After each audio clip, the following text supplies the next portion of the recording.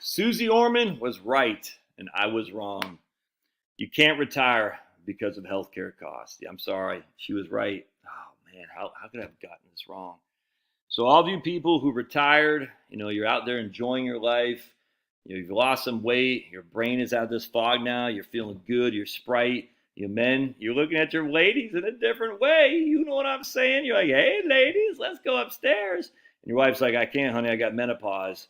Well, sorry. You gotta get back. You gotta get back at it. You gotta go back to the job, man. You gotta go back to the crap old job and go to those DEI sessions because they're very, very important. Diversity, equity, and inclusion. Very, very important for DEI. ESG sessions, the anti-white propaganda is very important because, us pale skins, we're just bad. Oh, man, I'm sorry. I was wrong. I was wrong. Oh, my goodness. Why did I steer you guys so wrong? So let's check out these couple studies there that you'll get a kick out. Start here by Michael Hurd and Susan Rowetter, who I like to call Rottweiler because she freaking crushes. Because she's literally taking the naysayers of the retirement planning industry in the jaws and her, I guess it's a husband. I don't know if they're married or not, but whatever. They're her compatriot Michael Hurd, and he's a Hurd stomping through the retirement naysayers because they've crushed. Now this is a paper from 2009. Then we're going to look at this other paper from 2016, where the NIH. We don't want to challenge the NIH, especially the biotechnology information from the NIH. I mean, they know everything, right? Here, I just had a chuckle because I read that. I said, wait a second. I was reading this article from a right-wing blog. COVID is revving up for another round by this clown, Henry I. Miller, who basically says you need to get your vaccines up to date and you need to be wearing a mask. And he cites this evil man, Michael Osterholm, from the University of Minnesota. And there's a lot of bad stuff coming from the University of Minnesota, my friends. I tell you, that's where Ansel Keys came from. That's where the study on the Alzheimer's drug, the Ambigillion B or whatever it was, just some bad stuff. Then Osterholm is a part and parcel. Anyway, I just had a chuckle. Osterholm contracted COVID in March, apparently by hosting a few tested guests for dinner and attending a small, uncrowded music show while he was wearing his N95 mask. And for several weeks, he experienced the onset of long COVID. By weeks 3 and 4, the fatigue really set in, worse than during the illness itself, and I started having memory loss. If you ask me what a champagne and orange juice drink, I couldn't have thought of the word mimosa. Maybe you're drinking too much. That's why you're in a fog there. You're drinking too much, you freaking clown. Anyway, so anyway, this guy right here, Henry Miller, goes back here. He says, we shouldn't underestimate the importance of avoiding COVID infection in the first place because it's coming back. What we should do, we should take protective measures, including getting up to date on COVID vaccines, including a new round expected to be available in September, October. I'm sure Osterholm was vaxxed to the max, dude. And wearing a mask in moderate or high-risk situations, because Osterholm's N95 mask didn't protect him. Anyway, this whole thing's just so freaking stupid. But I just laugh because he was the founding director of the FDA's Office of Biotechnology. Interesting. And this is where this thing comes from, National Center for Biotechnology from the NIH. I don't know if the FDA is part of the NIH. I don't know, but I just had a chuckle. All right, so we're just going to cut to the chase here because we're going to show you something here right now. And if you're on my live stream last night on Locals, we dove into this article very explicitly. So join the local channel because we talk about these papers in detail. I'm not going to get in detail here because I want to keep the videos lower. But anyway, we talked about this paper. Every Wednesday and Saturday at 8 p.m. Eastern time, we dive into topics that you're not going to hear anyone else. $5 a month. $5 a month, dude. And you can participate. You can post stuff.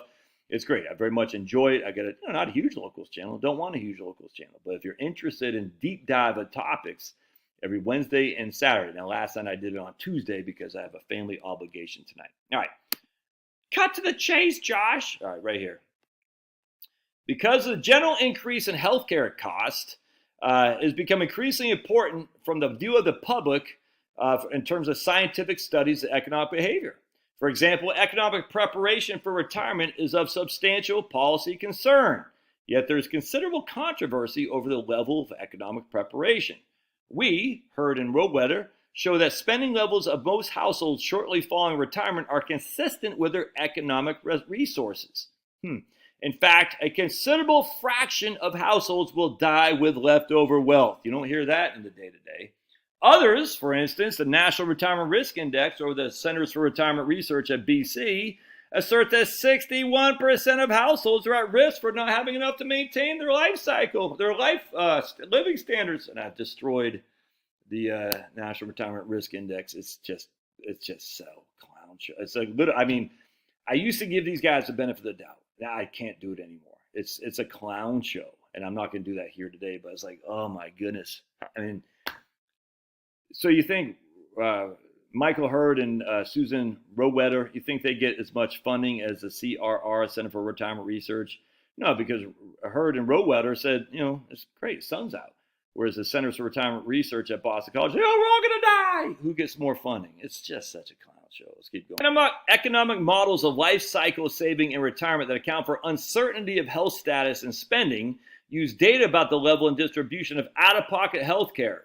All right, and in some cases, the model estimations depend critically on these data. For example, in Donardi, French, and Jones, a few very large out-of-pocket expenditures by people in their late 90s have in their estimated model an important influence on the rate of wealth change among people in their 70s.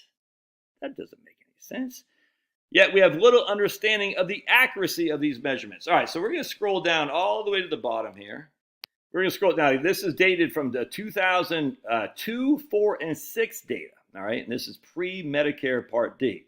The next article will be 2008, 10, and 12 data with Medicare Part B. All right. So the 2-year average out-of-pocket spending by households between the years 2002, 4, and 6, the 2-year average. The average of the top 1% of spenders, the top 1%, the median of the top 1% was $90,000. The median, the top 1%. The 2-year out-of-pocket spending, the median was $90,000. We can say that's about probably $200,000 in today's dollars. All right. 200,000 because it's 2002, 4, and 6. I'm using a 5.5% inflation adjustment. The median was $90,000 for the top 1% for 2 years of spending. All right? That's not going to break the bank. That's the median. And that means also, by the way, the top 1%, the median means half the people spent less than that $90,000. You take the top 10 spenders, and their median was $434,000. And we have some significant issues on how HRS got their study because we actually look here, we say, wait, the basic top spenders, here's 90%, that's going to be confusing in a way, but here's the distribution of 2-year out-of-pocket spending by single people. And the 90 percentile, that means 89% of the people spent less. The average was 6,400, but the top last percentile, the 100th people spent $555,000. Yeah, and this is where Suzanne and Michael challenged the HRS. They're saying, are you guys actually doing diligent research on how, because HRS is very all-encompassing, all kinds of different economic models. Are they actually doing enough to see the outliers, or the outliers just kind of, a little bit guesses essentially?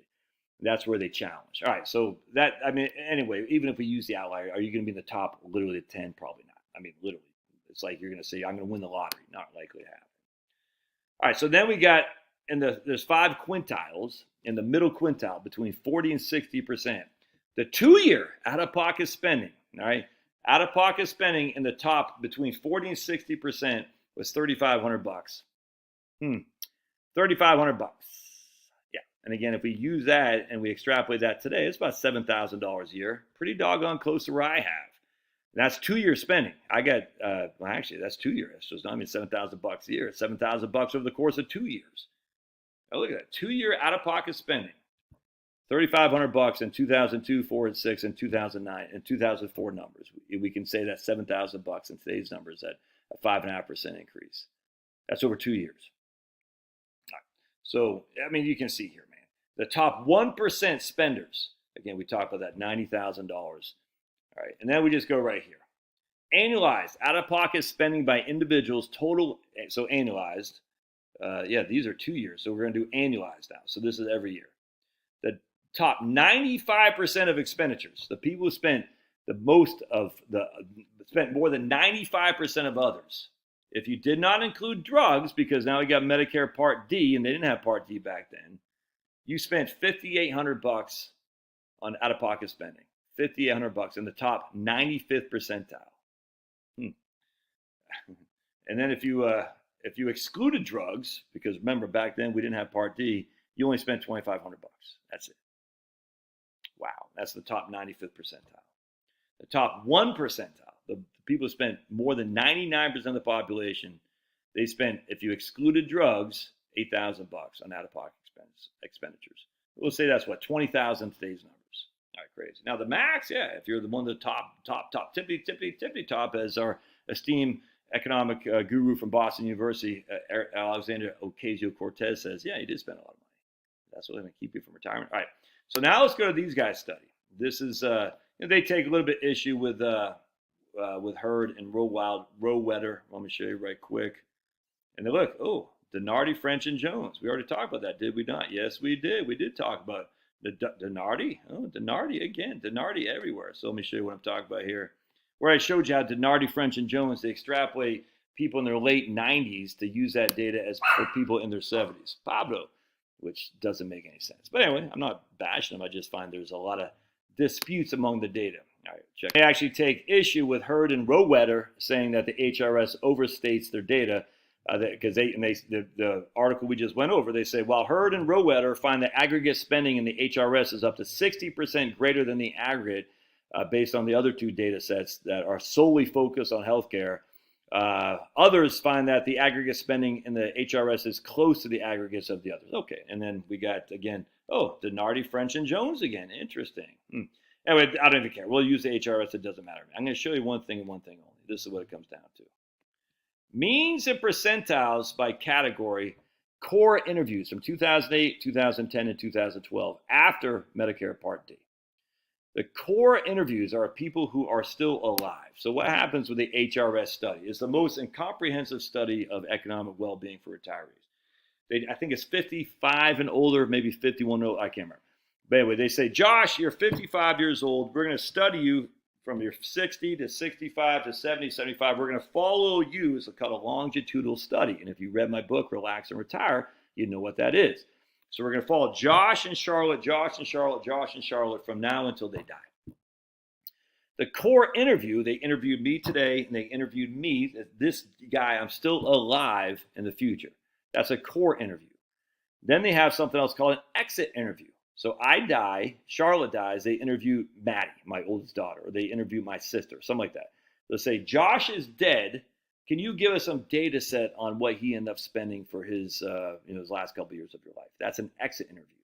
So the core interviews are the people who are still alive. I hope that makes sense. And check this out. 93% of the people are in the core interviews.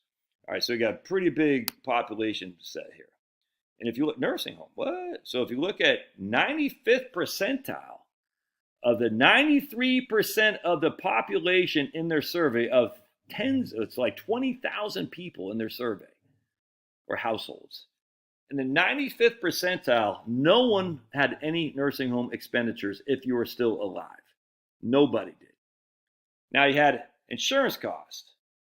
In the 95th percentile, your insurance cost was $7,705. And that's in 2000 and I'm not sure, $14. So let's just say we extrapolate that at 5.5%. We'll say that's we'll put that at about $13,000 in today's numbers. And the 95th percentile, they spent $13,000 on insurance, and you can see everything was $12,682. We'll put that as about $22,000 or so in the 95th percentile. In the 99th percentile, they spent $25,000. That's including nursing homes. And we'll put that at about $45,000, the 99th percentile. Now, I know, but Josh, I had people who go to a nursing home. Yeah. And if we look at the exit interviews, these are people who are dead. You'll see, what? No one spent anything on a nursing home other than the top 10%? So we take 100 people, 93 are still alive. No one spent anything on a nursing home of those 93 people except for the 1 percentile. Then we take the 7% of the people who had died, and only right here in the 90th percentile or higher did anyone spend anything on a nursing home. Now, my mom she's still alive, so she has home health services. She's right in here. She has people that come to her house in home health care, helper, home health services. some outpatient surgery, but she's not a nursing home, and she's a little bit inpatient, and she spends a lot of money on healthcare because she always has. But look at that. So even if you died, you have to be in the 90th percentile of the people who died to have spent anything on a nursing home. Now, that doesn't mean you don't have insurance costs. Look, the 75th percentile, your insurance, $3,300. Huh. What am I using for right capital and insurance cost? With Part B, Part D, and a supplemental policy and some out-of-pocket expenses and copays? About $550 a month. So if we take this number right here at, 3,300, that's the 70th percentile, 75th percentile.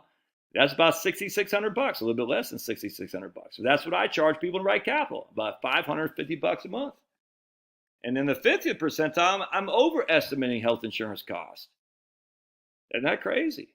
Isn't that crazy? Yes, it is. So the average, and again, the average is skewed towards the big spenders, is $15,000 a year for total, for everything, to include nursing home. To include nursing home is the average. Put that at $28,000 today. That's the average. And again, that's skewed towards the outliers. And if we exclude the nursing home, the average is about $18,000. But we don't really care about the average. We really care about the 75th percentile, actually even the 90th percentile. And what we'll see here is $21,000 is in the 90th percentile if we exclude nursing homes. And we'll just double that for simplicity. That's $40,000 roughly. That's going to be enough to keep you from retiring because you might have to spend $40,000. Or we say, but I could spend more. I could be this guy right here, $166,000. Yeah, that's a 99th percentile. It means 1% of the population. Again, if we look back at the studies from Jones and Dinardi, we have some issues on that, but we'll just use it. That's what, $300,000 in today's numbers? Yeah, about $300,000 in today's numbers. How do you afford that $300,000? Because that includes a nursing home. Well, you sell your house because it's physically impossible for you to live at your home and a nursing home at the same time. And we go back, but what if my husband needs a nursing home and I don't? That's not very likely to happen. I mean, there's a few. The vast majority of people, the woman takes care of the husband, wipes his butt, changes the diapers and all that, then he dies at home, and then if the wife needs to go to a nursing home, she will, and she does that by what? By selling the house. And yet the vast majority of people don't even go to a nursing home. And we'll end this with a thing here with Rowetter and Michael Hurd here. Let's check this out. This is kind of confusing, but I'm going to still point this out with some data complications with the HRS. Household income in the wave preceding the measurement of spending averaged about $39,000. Wealth in the preceding wave was about $407,000. All right. Thus, during the 2 years of spending, total income was about $78,000, $39,000 times 2. And wealth declined by $24,000. In the absence of any reevaluation of wealth, these figures simply implied that households spend $102,000 on all spending items. Thus, they could not have spent $116,000 on healthcare. All right, so they're just taking major issues because they say the top 1% had a 2-year spending on healthcare alone of $116,000, and yet they say their household wealth only declined by $24,000. That doesn't make any sense. So anyway, I found that interesting. So again, we're looking at the data set. We're like, what? That doesn't make sense because where's that coming from? All right, right here. Because a healthy spouse typically cares for the unhealthy spouse until that spouse is very unhealthy and therefore closer to death, it's relatively infrequent that one spouse is in a long-term nursing home and the other spouse is in the community. Right? Again, as I just pointed out, the vast majority of time, the healthy spouse takes care of the unhealthy spouse. We get hospice that come to the home, and then that unhealthy spouse, typically the man dies. It's just that simple, man. So all the naysayers on Suze Ormans of the world. Yes, I know we all have anecdotal evidence of people who spend a couple $100,000 on long-term care in that nursing home. So the question is, how do they fund that? Well, they funded it by selling their homes, man. It's just that simple. So the vast majority of us are not going to a nursing home. And the people who do go to a nursing home have the means to pay for it via selling their home, or they're privately insured. Well, they have long-term care, but most don't. But they're resources. And if you don't, Medicaid does kick in. And that's the benefit of Medicaid and why we should not use Medicaid if we have the resources, because there are people who do need Medicaid. But again, the vast majority of people don't even use this to begin with. So if that's what keeping you from retirement, like, what are you not even reading the data set? Or you let me do it, it's fine. But when we read the data set, we're like, it's just not that big of a deal. But that's, from 2002, 4, 6, 8, 10, 12. That's not current. Oh my goodness. EBRI, my man, Banerjee Sudipto, is that Banerjee Sudipto, or is it Sudipto Banerjee? I forgot. I think it's Banerjee. Have written a great takedown of this in 2018. The actual out-of-pocket expenditures for healthcare. And it's just not. Again, there's a few people in the outlier that spend a lot, but the vast majority of people just don't spend that much. And I imagine that'll be you. All right, love your thoughts. Don't forget to subscribe to my locals channel because we dive into this stuff. It's in the Doobly Duke. And if these videos help you, you want to buy me a cup of Joe, it's in the Doobly Duke as well. Much appreciated. We'll see ya.